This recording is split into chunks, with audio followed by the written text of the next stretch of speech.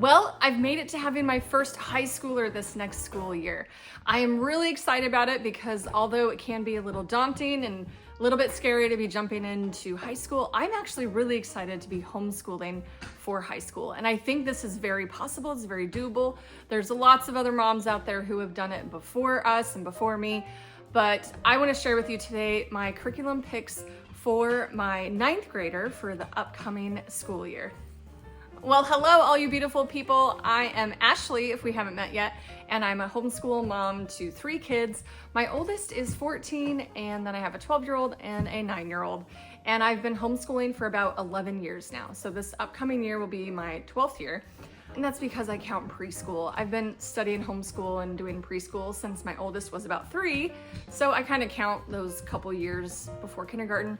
But anyway, that's why it's been that long. But I know that a lot of people can get overwhelmed when we get to high school. What do we do? Transcripts, classes, credits, all the things. And I'm feeling a little bit confident going into this because I'm excited. I think it's gonna be fun. And I love for high school that we can tailor things to our kids' needs and to their goals for the future and what they wanna do and who they wanna be. And there's a lot of options out there. The more I get to know my daughter, the more I know what she needs and what we can do for high school and not overwhelm her and not be doing too much busy work, doing just things she just doesn't need. I'm really excited for this. So before we jump into some more picks, I do wanna remind everybody and remind myself that, especially I noticed with this kiddo, that I don't wanna do too much because too many options and too many things can overwhelm her specifically.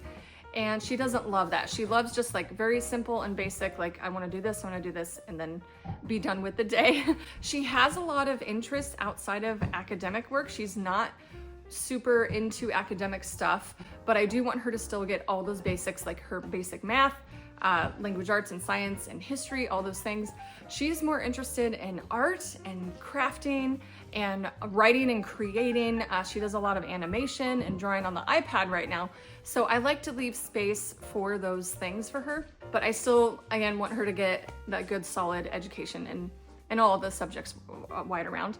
So we're gonna try something called the block schedule. And I'm not gonna do all of her subjects all at once, all in, all year long. We're going to split this up into 2 semesters. So she'll only have 4 or 5 basic classes and courses to focus on for each semester. And I feel like that will spread it out throughout the whole year for her. And I think just giving her a few things to focus on will be really good for her and for her load level that she is able to handle. And I really don't want to overwhelm her. I want her to do well in all that she's doing. So that is what I've decided to do. I'll talk more about that later and how we're all gonna make that work out. And basically what I did to decide what we were doing, I looked at our local high school and our state's mandates for what they need for graduation. And I found out, how many credits of each subject that they need, how many electives credits are allowed, things like that. Because I feel like a lot of her things are going to fit under electives over these next 4 years. And we kind of have a projection of what she's going for and where she's going for. We are not quite sure if she'll be doing college or not. That is an option, but her desire is more for like writing graphic novels. And we're wondering if there's, certifications or classes she can take that are not full college for that. Or if even throughout high school, if she wants to start self-publishing, things like that, we're gonna be looking into that. That helps me with deciding what's happening because then I know, oh, you don't need, all the math. You don't need to do pre-calculus and calculus. I already know what she's doing for math for the next 3 to 4 years. So that's exciting. Let's start with math and let's talk about what she's doing for that. Speaking of not doing calculus, she is doing Denison algebra and she just started her algebra 1. And she's gonna be doing this for just a few weeks for this spring semester, but we're going to stretch that into next year for her 9th grade school year. And it can definitely count as a math credit. And I love Denison. I've talked about it a lot before in the last several videos. But it's been a really good fit for her and it's given her what she's needed in math. And it goes at a really good pace. It's not too fast, not too slow. And it gives her just enough. And it's basic algebra. And I love that it's independent. So she has video lessons that she does, and then she has an assignment, And then when she does her test at the end of each unit, I grade the test, and then that gives her her grade. And then when I look at the test, I can see, oh, this is what she isn't getting. She needs to do that lesson again. Or I can see, oh, she's getting it. We can move forward. So that's what I liked about the Denison algebra. It's very independent, but I can also keep tabs with her and see how she's doing. And it gets the job done. And that's what we're looking for in math. So real simple. It's good. I like it. It's not an overload. It's perfect. Just right. It's a just right Goldilocks math, if that's, you know what I mean? So it's not too challenging, but it's not too easy. It's like a Goldilocks math for my kids, and I'm so glad we finally found it. So I'm gonna talk about this all the time. So anyway, there you go. That's what we're doing.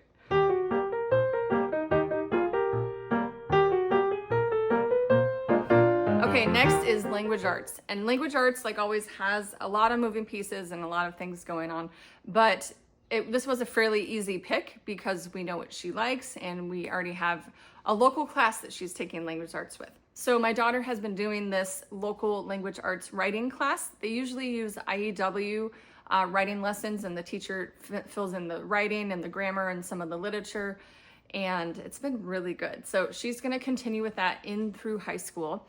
And they're actually going to be focusing on creative writing this year, which she is so excited about. I'm really excited for her. That's a really good fit for her. So I won't be teaching this, and she won't be doing it independent either. She'll be going to that local class once a week for about an hour and a half, hour 45 minutes. And then she gets her assignments, and then she works on that throughout the week. So I think with this one, they're focusing on adventures in novel writing, I think is what it's called. So they're not using IEW writing lessons this time, but it'll be a perfect fit for her desire for creative writing. So she's gonna be doing that with her local class. And then on top of that, I did wanna add a couple things because we love language arts in this house. One of the things she's gonna keep doing is Fix-It Grammar Level 4. And this is Mowgli and Shere Khan, and this is from IEW as well. She's been doing this whole year, and she's about halfway through.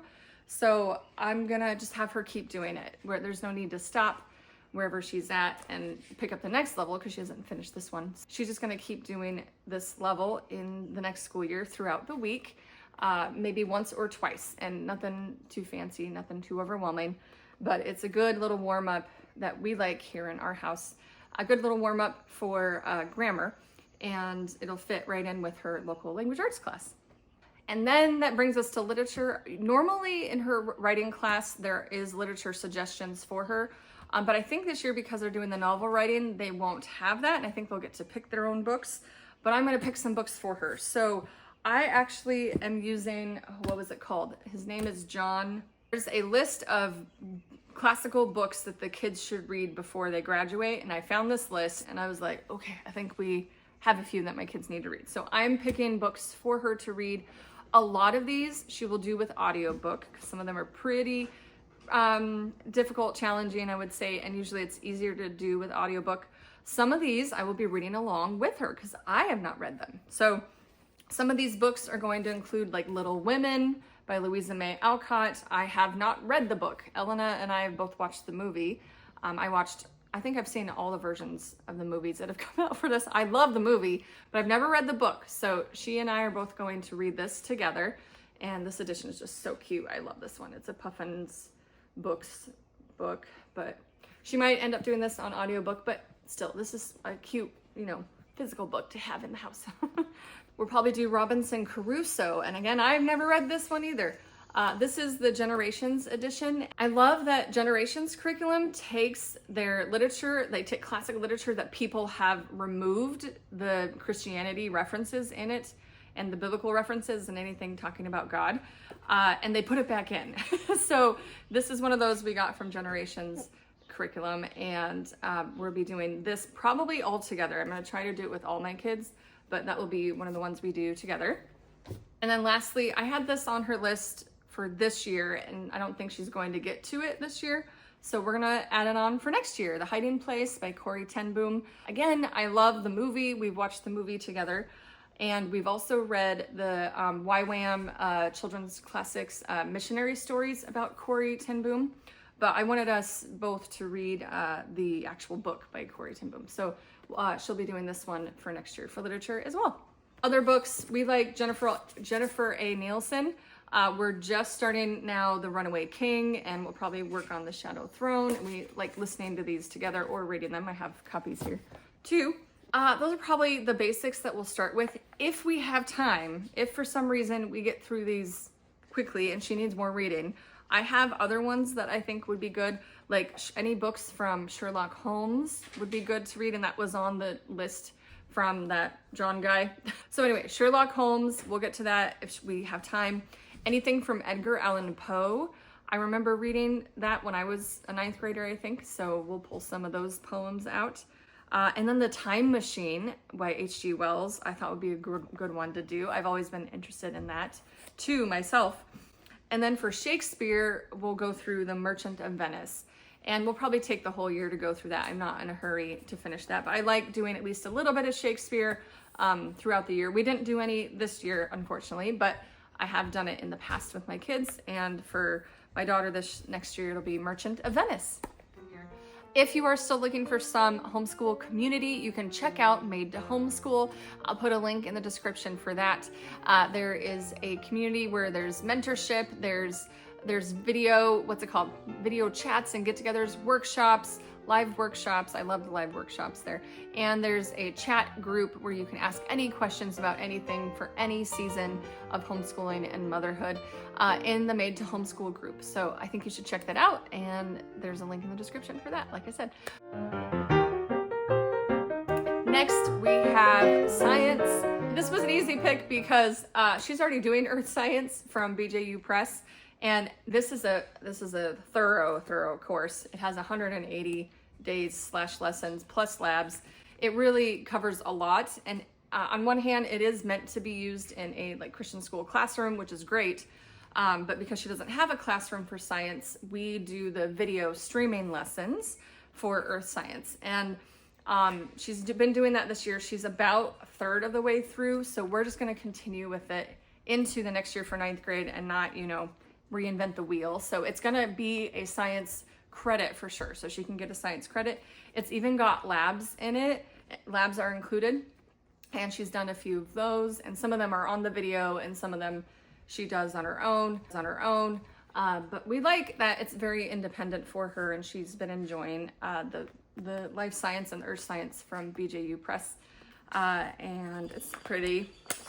And right now, science is really she's interested in more natural science, like animals and stuff like that. So anything that's kind of out of her wheelhouse, like earth science or other things, she's not as interested in. So for me, science is just important that she just gets it done. And it doesn't have to be, over the top and doing all the experiments and all the things. I just want her to be able to have some understanding of some of those earth science vocabulary and terms and stuff like that. So, but yeah, that's what she's going to be using for science for 9th grade.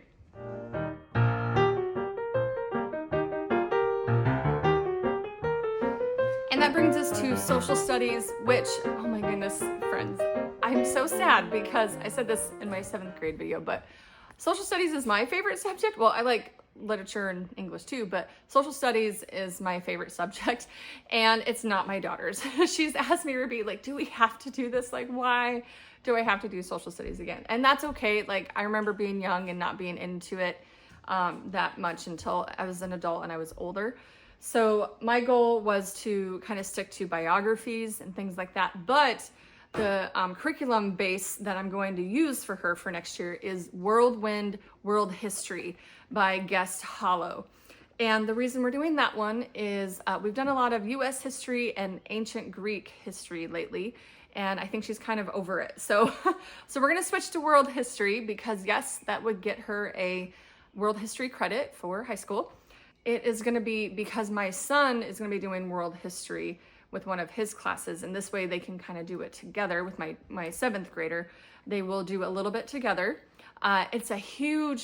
It's huge, guys. There's way more in it than you would ever need in an entire year. I could see us using it over 2 years for sure. But what I'm going to try to do is look through that and find some world history things that are more modern world history, because we haven't done a lot of that. We've done a lot of Middle Ages and ancient things, but modern world history is kind of stuff that my kids have not had yet. So we'll be focusing on that. And I'm gonna be using their book list and then just kind of picking and choosing. We're not gonna do all of it because it offers a lot.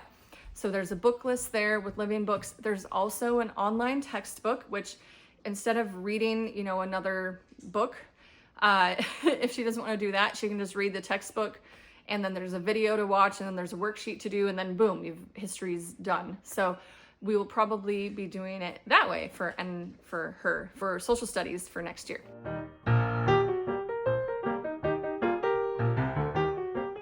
Okay, I'm back now. I had to go and do something else. I changed, and that's why I'm in a different shirt. But here, we're gonna finish this video. We're gonna talk a little bit about electives next, and then how we're doing her block schedule for all her subjects next year. But I do want to go back to the history thing. I just want to say I'm really excited about it. I like that there's a lot to offer. I like that there's a lot to pick and choose from Guest Hollow, and there are living books options. There is a textbook option, and there are video options, and even worksheets, and we can do narrations through it and everything. So the only thing is, I know I'm not going to be doing all of it. There's a lot there, but I think we can pick and choose what will go well and right along with what my 12-year-old is doing. Okay, that brings us to talking about electives, and I want to make sure I'm picking electives for my kids, especially at this age, things that they're wanting to do, they love to do, and will continue to improve on their skills as they get ready to, graduate and, continue to move on towards adulthood. So my daughter is really interested in art and drawing. She's doing a lot of digital art right now, but I did want her to continue to grow in those skills. And one way we're going to do this is our local high school is really close to our house. And I've been talking with them, and they are willing to let her take some art classes at the high school. And I've heard really good things about their classes. And I like that she's going to be with an actual teacher, somebody who can do it with her. So it's not like online classes or just on her own, which a lot of it has just been on her own. She's doing a great job. But she's going to start with a drawing class at the high school in the first semester. The other thing she does is piano lessons, and she's been doing this for several years now, 6, 7 years, 8 maybe, and she's going to keep going. So she's going to keep doing with piano, and that will be another elective technically. And then the last one that I wanted to add this year is going to be a Spanish class. So she is not in love with Spanish, but in my mind, this is an important thing I think she needs to continue to learn. We have done a lot of Spanish together as a family over the last several years, ever since she was in elementary school. But I'm ready for her to just take like a full Spanish course. And I've heard good things about Spanish 1 from BJU Press. So she's going to be doing that one, and that will be one of her electives. It comes with a student textbook. It comes with a student activities book, basically worksheets, things. It's funny they call it activities, but they're worksheets. And the other thing I like about this course is we have DVDs that she can use, or we can do the online streaming classes. So it's called the distance learning. So you basically get a Spanish teacher who is in your computer and comes out and teaches your kid. We've been doing a little bit of it together as a family, but this is going to be something that she can do independently. The one thing I'm not happy about is this is an older edition. It's several years old, 2017 maybe, I think. It's several years old. They have a newer edition of the textbook for BJU Press Spanish 1, but they don't have the lessons yet. So I went back and forth. I was like, well, I could just get the new textbook and then I could teach it. But again, I'm trying to find things that are independent for her because I don't have a lot of time to teach some of these subjects. So I went with the older edition because it still has the lessons. That's another one of her electives that she will be using. Okay, so let's talk about her block schedule and how we're going to do this. I decided I didn't want her to do like all these subjects all at one time because sometimes she can get overwhelmed, and I want her to feel like she has a substantial load, but it's not too overwhelming. So some of the things she has to do all year is going to be her writing class and her language arts. That will be all year, and that will count as a writing credit, like I think creative writing credit and a literature credit.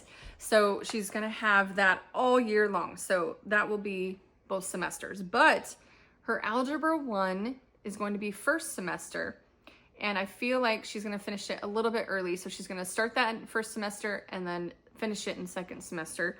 But once she finishes that in second semester, because she's starting it now in the spring, she'll finish it a little bit early, I think, in the second semester. And when she's finished, then she's done with math for the year.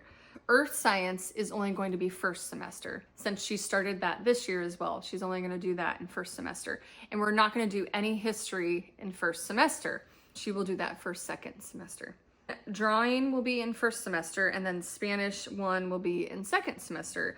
And we might add another drawing or painting class second semester, but we're not sure yet. So I like the idea of splitting science and social studies and not doing them both all year long and at the same time, because I noticed that my kids were getting a little bit overwhelmed with having to do both. And we were doing, you know, like laying the feast out, and like they would do Monday would be science and Tuesday would be social studies. You know, we'd bounce back and forth like that. I felt like my kids were having trouble retaining things. So I want them to